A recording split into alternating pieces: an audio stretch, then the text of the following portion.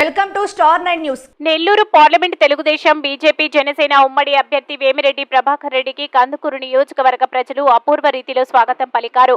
వేలాదిగా తరలివచ్చిన మూడు పార్టీల నేతలు, కార్యకర్తలు, అభిమానులు అడుగడుగున నీరాజనాలు పలుకుతూ స్వాగతించారు. ఈసారి తామంతా తెలుగుదేశం పార్టీకి మూకమ్ముడిగా ఓట్లు వేసి అభ్యర్థులు ఇద్దరిని గెలిపించుకుంటామని సంఘీభావంగా తెలియజేశారు.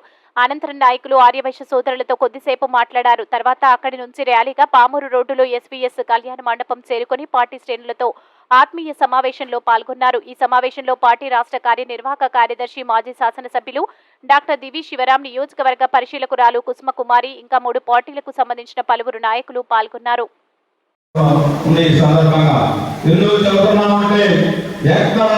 తెలుగుదేశం పార్టీ గత 5 సంవత్సరాల నుంచి చాలా కష్టాలు పడ్డారు. గ్రామాల్లో అనేక ఇబ్బందులు గురయ్యారు.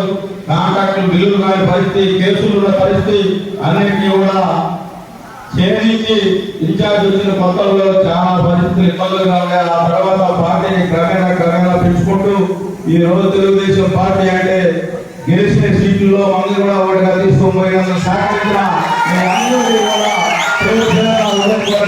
తెలియజేసుకుంటామా. ఏ కార్యక్రమాన్ని పిలిపించిన స్వచ్ఛందంగా ఇంత పెద్ద భారీ ఎత్తున తరలి వచ్చి నన్ను భుజం కట్టి ముందుకు నడిపిస్తున్న మీ అందరికీ కూడా జీవితంలో మర్చిపోలేదని చెప్పి మీ అందరినీ కూడా గుండెల్లో పెట్టుకొని చూసే బాధ్యత కూడా నేను తీసుకుంటానని చెప్పి ఈ సందర్భంగా ఖచ్చితంగా వచ్చి కూర్చోబెట్టున్నాను స్నేహం మీద.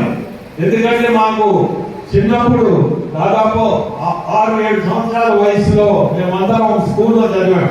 జిడ్డు కృష్ణమంత్రి మదనపల్లి దగ్గర. వాళ్ళ ఫాదర్ కానీ మదర్ కానీ నాకు బాగా గుర్తు. ఇప్పటికి కూడా వాళ్ళందరూ ఆ స్కూల్కి వస్తుండేది. ఈరోజు వాళ్ళ ఊరికి, మీ ఊరికి వచ్చి చాలా సంతోషం అవుతుంది. వాళ్ళ హాస్పిటల్ చూసి, చాలా పెద్ద కాంపౌండ్ వాళ్ళు చూసి, ఇంత పెద్ద హాస్పిటల్ అని కూడా నేను ఆశ్చర్యపోయాను.